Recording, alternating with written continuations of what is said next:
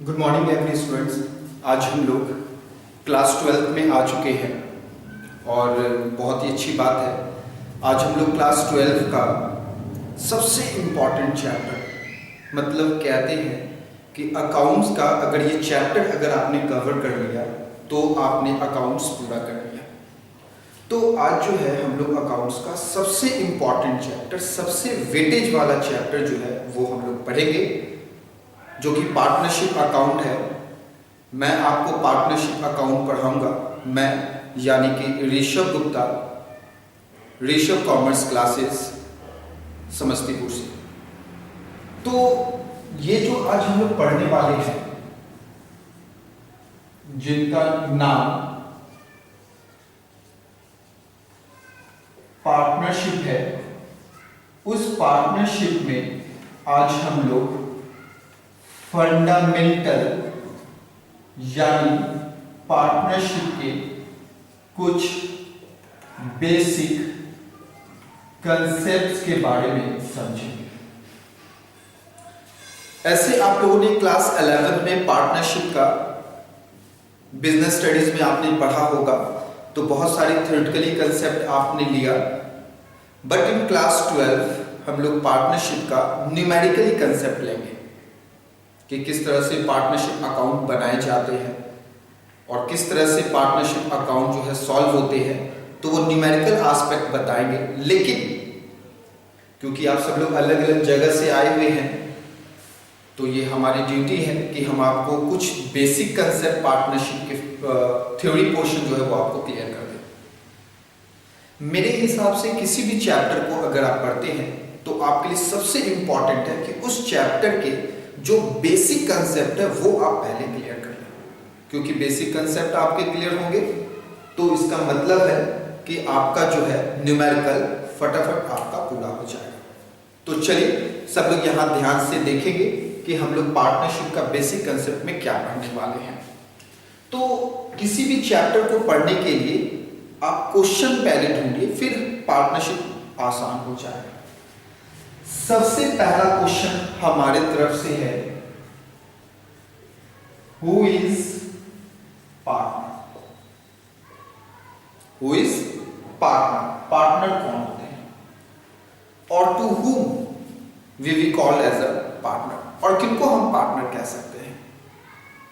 तो पार्टनर के बारे में सबसे पहला कंसेप्ट हम आपको ये दे दें, all those person who act for the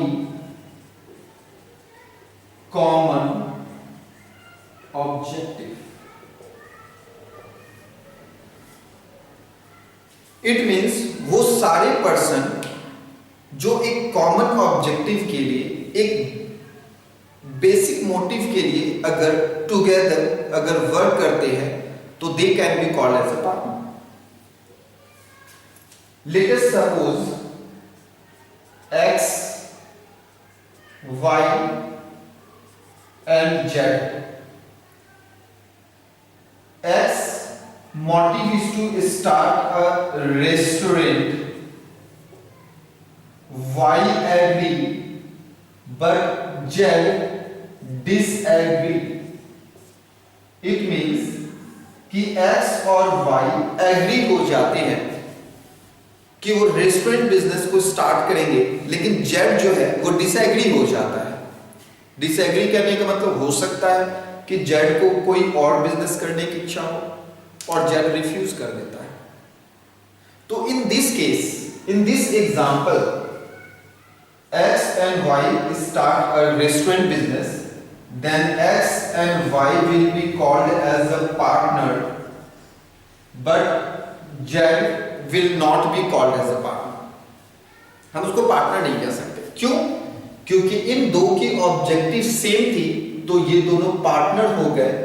Z disagree हो गया तो वो पार्टनर नहीं कहलाएगा। Here X and Y will be called as a partner. So in my view, all those person who work for a specific objective, who work for the common objective, whose mission is same, whose purpose is same, they can be called as a partner. तो partner के कुछ types हम आपको यहां पे बता दें. Partner के type, it means X, which kind of partner, Y, which can be a partner. Here we will study about types of partner and the nature of partner. Partner के कुछ टाइप और उसके नेचर के बारे में हम लोग यहाँ पे पढ़ेंगे. तो फर्स्ट ऑफ ऑल हम लोग पढ़ते हैं, one partner is called active partner. One partner is called active partner. Who is active partner? आप लोगों ने क्लास 11 में तो पढ़ा होगा इन सब के बारे में. एक्टिव पार्टनर मींस ऐसा पार्टनर जो बिजनेस में कैपिटल लगाया, जो बिजनेस में एक्टिव रोल परफॉर्म कर सकता है, जो बिजनेस में सेल परचेज कर सकता है, जो बिजनेस में बुक्स ऑफ अकाउंट देख सकता है. नाम है एक्टिव, मतलब जो वर्क करेगा. तो आप लोग ये कह सकते हैं कि सर जरूरी है कि एक्टिव पार्टनर जो हो वो कैपिटल भी लगाए. तो ये जरूरी नहीं है और शायद हो भी सकता है. अगर एक्टिव पार्टनर कैपिटल इन्वेस्ट करना चाहे तो वो कर सकता है, और अगर नहीं करना चाहे तो because he is active, in return for the services he will give salary and commission. तो ये जो एक्टिव पार्टनर है ये बिजनेस में वर्क कर रहा है, इसलिए बदले में इसको जो है सैलरी मिल सकता है, बदले में इसको कमीशन मिल सकता है, और अगर कैपिटल ये लगाना चाहे तो लगा सकता है, नहीं लगाना चाहे तब भी नहीं लगा सकता है, और ऐसे में भी वो बिजनेस का पार्टनर ही कहलाएगा. दूसरा, डॉर्मेंट पार्टनर. अब देखिए ये क्या है. डॉर्मेंट पार्टनर को हम लोग स्लीपिंग पार्टनर भी कह सकते हैं. स्लीपिंग पार्टनर, डॉर्मेंट पार्टनर को हम लोग स्लीपिंग पार्टनर भी कह सकते हैं. अब आप कहेंगे सर वो कैसे? स्लीपिंग पार्टनर एक ऐसा पार्टनर होता है जो बिजनेस में वर्क नहीं करना चाहता है. मतलब there might be possible that he do not take interest into the business, और उसने कैपिटल लगा दिया. उसने कहा कि देखो हम कैपिटल तो लगाएंगे, मेरी इच्छा नहीं है काम करने की, तो हम काम नहीं करेंगे. तो ऐसा पार्टनर जिन्होंने कैपिटल लगाया लेकिन वो वर्क नहीं करता है, तो that partner is called sleeping. तो आप ऐसा कह सकते हैं कि एक्टिव पार्टनर को सैलरी और कमीशन मिलेगा because he is sleeping, that's why he will not receive salary and commission. तो डॉर्मेंट पार्टनर को क्या मिल सकता है? उसने जो कैपिटल लगाया उस पे इंटरेस्ट ऑन कैपिटल मिल सकता है, लेकिन स्लीपिंग पार्टनर को सैलरी और कमीशन नहीं मिल सकता. तो दैट इज द डिफरेंस. जब हम आपको क्वेश्चन सॉल्व कराएंगे तो आप देखेंगे बहुत सारे क्वेश्चन है बुक में, जहां पे एक पार्टनर एक्टिव है तो उसको सैलरी कमीशन मिल रही है, दूसरा पार्टनर जो है वो स्लीपिंग है तो उसके कैपिटल पे इंटरेस्ट मिल रहा है लेकिन सैलरी कमीशन उसको नहीं मिल रहा है. तो ये है आपका स्लीपिंग पार्टनर. समझ में आ रहा? थर्ड जो है वो हम लोग देखते हैं वो कौन सा पार्टनर है. वो है आपका सीक्रेट पार्टनर. देखिए क्या नाम है? सीक्रेट पार्टनर, छुपा हुआ partner. Secret partner are those type of partner whose name has been hide into the firm. His name should not be disclosed to outsiders. That kind of partner is called secret partner. ऐसा partner जिसका नाम बाहर वाले को नहीं बताया जाता है, छुपा कर रखा जाता है, तो ऐसे पार्टनर को हम लोग सीक्रेट पार्टनर कहते हैं. मतलब आप ये सोच सकते हैं कि ये शायद काम भी आपके बिजनेस में कर रहा होगा, लेकिन इसका कनेक्शन टू द फर्म है, that should not be disclosed to outsiders. That partner is called secret partner. Next partner is called partners in profit only. Partners in profit only. देखिए नाम से ही आप समझ जाएंगे, partners in profit only means what? ऐसा partner जो business में लॉस होता है तो is not responsible to bear the loss, लेकिन अगर प्रॉफिट होता है तो he is ready to take share in profit. मतलब लॉस होगा तो बोलेगा हम नहीं, लेकिन प्रॉफिट होगा तो कहेगा हम लेंगे। क्यों? क्योंकि इस पार्टनर का नाम क्या है? पार्टनर्स इन प्रॉफिट ओनली, सिर्फ प्रॉफिट में शेयर होगा। बात समझ रहे हैं? नेक्स्ट हम लोग देखते हैं, नेक्स्ट पार्टनर माइनर पार्टनर है। माइनर पार्टनर, माइनर मतलब those type of partner whose age is less than 18 years। ऐसा पार्टनर जिसका एज जो है वो 18 ईयर से कम होता है, तो ऐसे पार्टनर को हम लोग माइनर पार्टनर्स कहते हैं। तो ये जो माइनर पार्टनर है ना, क्योंकि इनका एज 18 ईयर से कम है, इसलिए बिजनेस के बेनिफिट के लिए इसको एडमिट किया जाता है। मतलब बिजनेस को लगता है कि ये हम इसको अगर रखेंगे तो हमको फायदा हो सकता है, तो वैसे केस में इसको एडमिट किया जाता है। लेकिन किसी तरह का कॉन्ट्रैक्ट आप इससे नहीं बना सकते। अगर कोई लॉसेस होगा तो वो इसमें शेयर नहीं करेगा। क्यों? क्योंकि कहेगा मेरी एज जो है वो 18 ईयर से कम है, तो ऐसे को हम पार्टनर नहीं मानते, बस बेनिफिट के लिए सिर्फ हम लोग एडमिट कर लेते हैं। तो ऐसे बहुत टाइप ऑफ पार्टनर्स होते हैं, लेकिन किसी भी काइंड ऑफ पार्टनर हो, एक्स इनमें से कोई पार्टनर हो सकता है, वाई इनमें से कोई पार्टनर हो सकता है, लेकिन उनकी जो मोटिव है वो कॉमन होनी चाहिए। तो ऐसे सारे लोगों को हम लोग पार्टनर कहते हैं। तो यहां पे पार्टनरशिप फर्म में मिनिमम और मैक्सिमम नंबर ऑफ पार्टनर का कुछ क्राइटेरिया है, ये आपको समझने होंगे कि पार्टनरशिप बिजनेस में मिनिमम कितना होना चाहिए और मैक्सिमम कितना होना चाहिए। तो इसके लिए आपको, क्योंकि एक्ट हम आपको इसके बाद बताते नेक्स्ट क्वेश्चन में, तो क्योंकि यहां पे आ गया है तो हम आपको यहीं पे बता दें कि under Indian partnership act, under Indian partnership act 1932, partnership act 1932 है, आप सब लोगों को अच्छे से पता होगा। इसमें इस एक्ट के अनुसार मिनिमम तो 2 होने चाहिए, क्योंकि पार्टनर्स तो 2 होते हैं तो 2 तो होने ही चाहिए। मैक्सिमम जो है वो 10 बताए गए हैं बैंक के केस में, और 20 बताए गए हैं other than bank, it means other business में। Other business might be a shopping mall, might be a multiplex, किसी भी काइंड ऑफ, बैंक को छोड़कर। बैंक वाले बिजनेस में कितना होना चाहिए? 10, अदर बिजनेस में कितना होना चाहिए? 20। किसके अनुसार? इंडियन पार्टनरशिप एक्ट 1932 के अनुसार।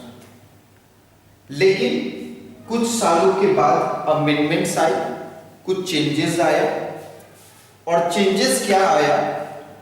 तो कंपनीज एक्ट 2013 और फिर अमेंडमेंट्स आए कंपनीज एक्ट 2014 में। तो ये जो 2013 वाला एक्ट है, मिनिमम तो 2 फिक्स रखा ही गया, चाहे वो किसी भी एक्ट के थ्रू चले, मिनिमम तो 2 है। मैक्सिमम 2013 में 100 रखे गए, लेकिन फर्दर डिसाइड किया गया और 2014 में जो है इसको डिसाइड किया गया 50। इट मींस करेंट सिचुएशन में अगर कोई आपसे क्वेश्चन पूछे कि what are the maximum number of partner in partnership firm, what will be your answer? 50। ये ऐसे बेसिकली क्वेश्चन कोई ऐसे नहीं पूछता कि ये बताओ अलग अलग, ऐसे कोई पूछता नहीं। फिर भी हमने आपको अलग अलग एक्ट के थ्रू आपको ये बता दिया है। तो this can be a minimum and maximum number of partners. Everyone is clear? समझ में आ रहा है सब लोगों को? तो यहां पे ये तो हम लोगों ने समझ लिया पार्टनर क्या है, minimum maximum number of partners क्या है, और टाइप्स ऑफ पार्टनर क्या है। आप सब में से बहुत सारे लोग ये सोच रहे होंगे कि सर ये आप टाइप्स ऑफ पार्टनर जो है ये अभी अकाउंट्स में क्यों बता रहे हैं? तो ये हम आपको वो सारी चीजें बता रहे हैं कि जब आप न्यूमेरिकली जाएंगे तो बेसिक चीजों को आप समझ पाएंगे। बेसिक चीजें मतलब क्वेश्चन को समझ पाएंगे, क्योंकि अकाउंट्स जो है ये लर्न करने वाला सब्जेक्ट नहीं है। अगर आप लर्न करेंगे तो आप कुछ नहीं सीखेंगे। अकाउंट्स जो है not depend upon your learning skill, rather it depend upon your understanding and conceptual skill। अगर आप मेरे हर एक बातों को ध्यान से सुनेंगे और समझेंगे तो आपके पास किसी भी राइटर, किसी भी पब्लिशर की बुक हो, आप उसको आसानी से सॉल्व कर सकते हैं। और जब हम क्वेश्चन सॉल्व कराएंगे तो आप देखिएगा इन सारे पार्टनर का नाम देकर क्वेश्चन दिए हुए हैं आपके बुक में। तो वो सारे क्वेश्चन हम आपको सॉल्व कराएंगे। तो मेरे हिसाब से जितनी भी चीजें आपको जरूरत होगी वो सारी चीजें हम आपको एक्सप्लेन करते चलेंगे। तो ये टाइप्स ऑफ पार्टनर है। तो ये पार्टनर का कंसेप्ट हम लोग समझ लिए हैं। तो अब जो है हम लोग समझेंगे कुछ और अगर आप नोट कर लिए हैं तो इसको यहां से हटा देना चाहेंगे, क्योंकि दूसरा क्वेश्चन जो है वो हमारा अभी एराइज होने वाला है। दूसरा क्वेश्चन एराइज होगा और देखते हैं वो क्वेश्चन क्या है। सेकंड क्वेश्चन है व्हाट इज पार्टनरशिप। ये देखिए हमने ऐड कर दिया। Second question what is partnership. Partnership क्या होता है? बुक में एक बड़ी लंबी डेफिनेशन है और जब भी क्योंकि पार्टनरशिप आता है तो हम लोग उस डेफिनेशन को जो है एक बार जरूर लिखते हैं।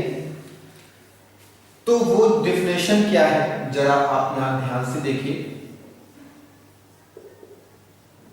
Partnership is the relation of partners who agree to start a business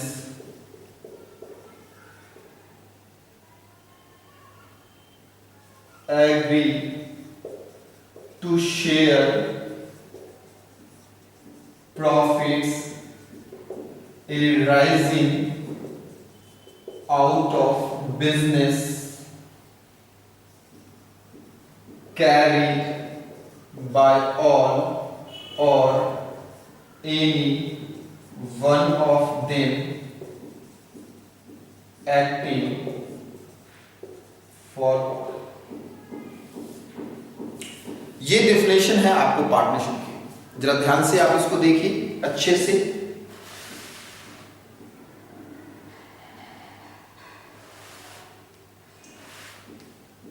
इस डेफिनेशन में हमने कुछ चीजें ऐड कर दी है। कुछ चीजें जो है हम ऐड कर दी है। ऐसे बुक का जो डेफिनेशन है 1932 का डेफिनेशन वो क्या है कि partnership is the relationship between two or more person. ये बुक के डेफिनेशन को हम एक्सप्लेन करते हैं, ठीक है, जो एक्ट में दिया गया है।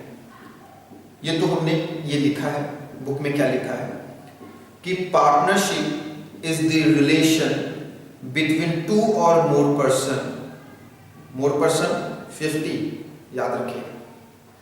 Partnership is the relationship between two or more person who have agreed to share profits arising out of business carried by all or any one of them acting for all। ये partnership act 1932 की definition है। Definition सब लोग समझ गए? तो वो जो डेफिनेशन है वो पार्टनरशिप का है, पार्टनर का डेफिनेशन नहीं है। बहुत सारे लोग कंफ्यूज हो जाते हैं। क्वेश्चन पूछ दिया व्हाट इज पार्टनरशिप फर्म, वही डेफिनेशन लिख दी। पूछ दिया व्हाट इज पार्टनरशिप, तो भी वही लिख दिए। हु इज पार्टनर, तब भी वही लिख दिए। लोग कंसेप्ट नहीं समझते, कंसेप्ट समझना है। यहां पे क्वेश्चन है partnership. Partnership is the relation of partner is called partnership. Short में अगर आप समझना चाहते हैं तो relation of partner is called partnership. जैसे अगर हम मोहित को रोहित को कहे कि मोहित, रोहित आपके क्या लगते हैं, तो मोहित क्या कहेंगे कि Rohit is my best friend. Here best friend signifies what? Relation between Mohit and Rohit. The relation of partner is called partnership. जो पार्टनर का रिलेशन बताता हो उसी को हम लोग पार्टनरशिप कहते हैं। ऐसे बुक की तो लंबी डेफिनेशन है ही, यहां पे भी हमने लिख दिया partnership is the relation of partners who agree to start a business, मतलब जो एग्री हो गए कि बिजनेस स्टार्ट करना है। फिर कौन? एग्री टू शेयर प्रॉफिट, और ये भी एग्री हो गए कि प्रॉफिट भी शेयर कर लेना है। ए राइजिंग आउट ऑफ बिजनेस, उस पार्टनरशिप बिजनेस से जो होगा। कैरीड बाय ऑल, या तो सब लोग मिलकर चलाएंगे, और any one of them acting for all, या फिर उनमें से कोई एक बाकी के लिए चलाएगा। तो कैरीड बाय ऑल का मतलब क्या हुआ? There might be chances that all partner is called active partner. ऐसा हो सकता है कैरीड बाय ऑल, सब चला रहे हैं तो सबके सब एक्टिव हो सकते हैं। Any one of them acting for all, अगर any one of them act कर रहा है तो यहां any one of them active हो जाएगा, any one of them acting for हो जाएगा, और बाकी जो ऑल है जो बच गया उसके अलावा वो आपका स्लीपिंग पार्टनर हो सकता है, स्लीपिंग पार्टनर हो सकता है। तो अभी हमने आपको बताया कि अगर कोई पार्टनर एक्टिव है तो हो सकता है वो कैपिटल नहीं लगाया होगा, लेकिन क्योंकि वो एक्टिव है, every fortnight, every week, month, year वो एक्टिव है, तो बदले में उसको सैलरी मिल सकता है, कमीशन मिल सकता है। लेकिन जो पार्टनर स्लीपिंग है, he will not receive salary and commission, rather he will receive only interest on capital। तो ये आपका ऐसा हो सकता है। तो ये जो डेफिनेशन देख रहे हो, carried bye all, any one of them acting for all, ये जो आप लाइन देख रहे हो, इसी को हम लोग कहते हैं म्यूचुअल एजेंसी। म्यूचुअल एजेंसी कहते हैं कि पार्टनरशिप के बीच में फिड्यूशियरी रिलेशन है। फिड्यूशियरी रिलेशन है मतलब partnership is based on the good faith and trust, मतलब फेथ और ट्रस्ट पे ये बिजनेस चलता है, तो दैट इज कॉल्ड पार्टनरशिप। तो चलिए पार्टनरशिप तो हम लोग समझ गए, शॉर्ट में आप समझिए। पहले भी हमने कहा relation of partner is called partnership, that's it, बात करें, ठीक है। तो कुछ टाइप्स ऑफ पार्टनरशिप जो है ये हम आपको बताएंगे फिर से। आप कहेंगे कि सर टाइप ऑफ पार्टनरशिप अभी तो बताया नहीं, हमने टाइप्स ऑफ पार्टनर बताया, पार्टनरशिप नहीं।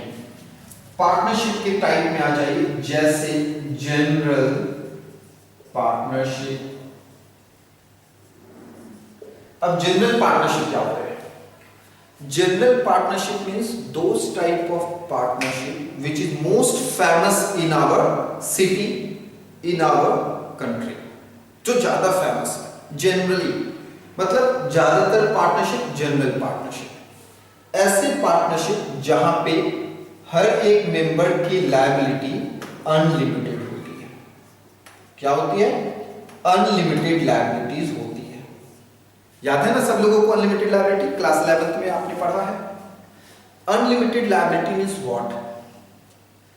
पार्टनरशिप में कहा गया है no separate legal entity, no separate legal entity. It means what?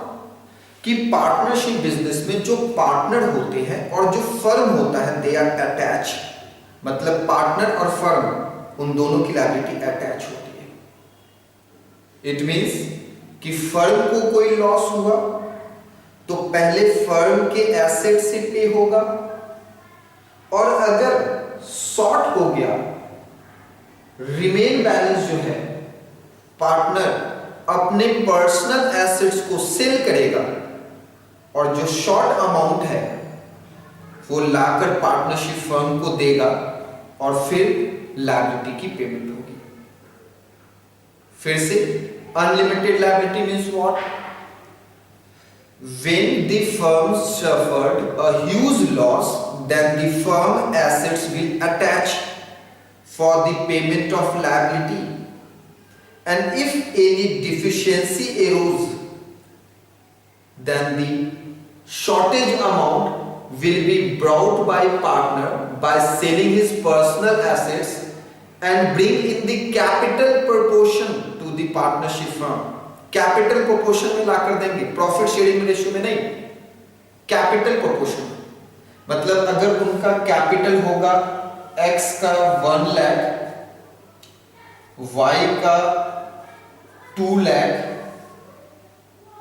z का 3 लाख, तो इन तीनों की प्रॉफिट शेयरिंग रेशियो मान लीजिए 5:3:2 है, तो इस रेशियो में वो नहीं लाएंगे, कैपिटल के कंट्रीब्यूशन में लाएंगे, मतलब 1:2:3 में। तो जो लॉसेस होगा ना उसको इस रेशियो में डिस्ट्रीब्यूट कर लेंगे और उतना का ही पर्सनल एसेट्स बेचकर फर्म को लाकर देंगे। तो that is called unlimited liability. तो याद रखना है, सब लोग ध्यान से समझिए, मेरी बातों पे ध्यान रखिए। अनलिमिटेड लायबिलिटी मींस जब फर्म को नुकसान होता है तो उस नुकसान को पूरा करने के लिए फर्म के एसेट्स का इस्तेमाल होता है। अगर फर्म का एसेट्स कम हो गया उस नुकसान को पूरा करने के लिए, तो ऐसे समय में पार्टनर जो है अपने पर्सनल एसेट्स को सेल करते हैं और सेल कर कर जो पैसे लाकर देते हैं, तो कितना लाकर देंगे, तो ये कैपिटल कंट्रीब्यूशन में लाकर देंगे। तो that is called unlimited liability. तो जनरल पार्टनरशिप में अनलिमिटेड लायबिलिटी होती है। याद रखिएगा, no separate legal entity, firm का एसेट्स, पार्टनर सब अटैच होते हैं। सेकंड है पार्टिकुलर पार्टनरशिप। पार्टिकुलर पार्टनरशिप, ये कौन सा पार्टनरशिप है, नाम से समझिए। पार्टिकुलर पार्टनरशिप कहने का मतलब ऐसा पार्टनरशिप जो पार्टिकुलर किसी एक पर्पस के लिए ओपन किया गया। मतलब आप कह सकते हैं कि particular partnership are those type of partnership which has been opened for the specific objective, and once the specific objective accomplished, the partnership will be dissolved। मतलब ऐसा पार्टनरशिप जो किसी खास मकसद, किसी खास उद्देश्य के लिए खोला गया हो, और जैसे वो उद्देश्य पूरा हुआ पार्टनरशिप बंद। अब कहेगा सर जैसे, तो जितने भी आप इंटरटेनमेंट देखते हैं, टूर्नामेंट क्लब वगैरह जो होते हैं, वो सब पार्टिकुलर पार्टनरशिप होते हैं। मैचेस वगैरह होते हैं, तो वहां आप देखेंगे बहुत सारे लोग एक जगह हो जाते हैं, वो किसी टूर्नामेंट को ऑर्गेनाइज किए, टूर्नामेंट कंप्लीट हुआ, सब लोग अपनी अपनी प्रॉफिट लिए वापस चले गए।